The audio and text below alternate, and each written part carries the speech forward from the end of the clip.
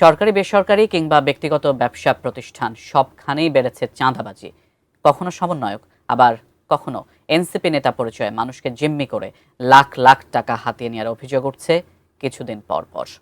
গুলশানে সমন্বয়ক পরিচয়ে চাঁদাবাজির সময় হাতে নাতে গ্রেফতারের ঘটনার রেশ কাটতে না কাটতে এবার চট্টগ্রামে এক এনসিপি নেতার চাঁদাবাজির ভিডিও ফাঁস হয়েছে। টাকাগুলো কোনো ব্যাগে থাকে না? হ্যাঁ হ্যাঁ।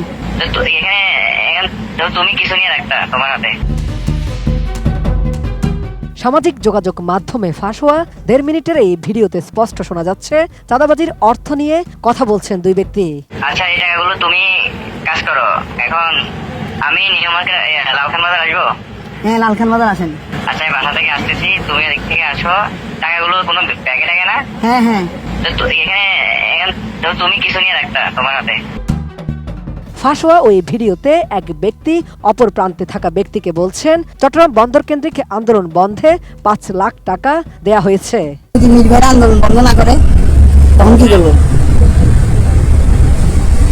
আন্দোলন বন্ধ করাবো। তোমার কিসে টাকা দিছে? হ্যাঁ ভাই, শ্বাস। তবে 5 লাখ টাকায় রফা দফা করতে নারাজ ফোন কলের অপর প্রান্তে থাকা ব্যক্তি পরামর্শ দেন আরো বেশি অর্থ আদায়ের। শ্বাস। না, আন্দোলন বন্ধ করার জন্য না? হ্যাঁ। আরো বেশি না ভাই, আমার তো ফ্যামিলি মেম্বার, আমি কেমনে বলি?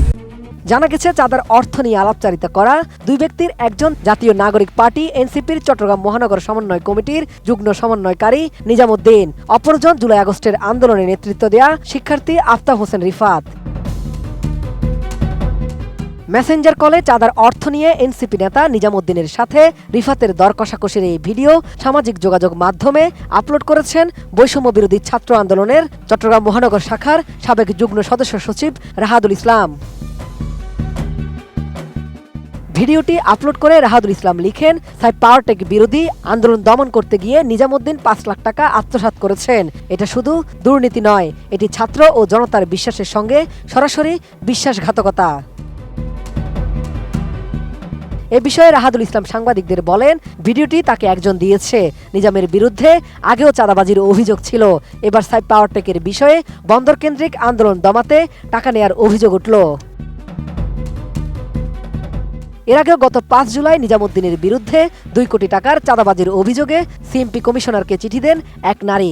চিঠিতে ওই নারী উল্লেখ করেন 2 কোটি টাকা চাঁদা না পেয়ে তার স্বামীকে মিথ্যা মামলায় পুলিশে দিয়েছেন নিজামুদ্দিন। নিজাম তখন বৈষম্য বিরোধী ছাত্র আন্দোলনের চট্টগ্রাম নগর শাখার সদস্য সচিব ছিলেন। অভিযোগের পর সে সময় তার পদও স্থগিত করা হয়। যাই হোক, এসি কথা যখন শুনে আমরা তো পুলিশ কমিশনারের সাথে আমরা এটা নিয়ে আলোচনা করছি। উনি ওখান থেকে নির্দেশ দিয়েছে, বুঝছেন। ওই নির্দেশ পাওয়ার পরে উনি আমার কালকে রাতে কল দিয়েছে, বুঝছেন। 5টা কল দিয়েছে আমার। এখন ওনাকে তো দোকানের দরকার ছিল না, ওনাকে না ঢুকে আপনি করতেন, ওদেরকে করতেন।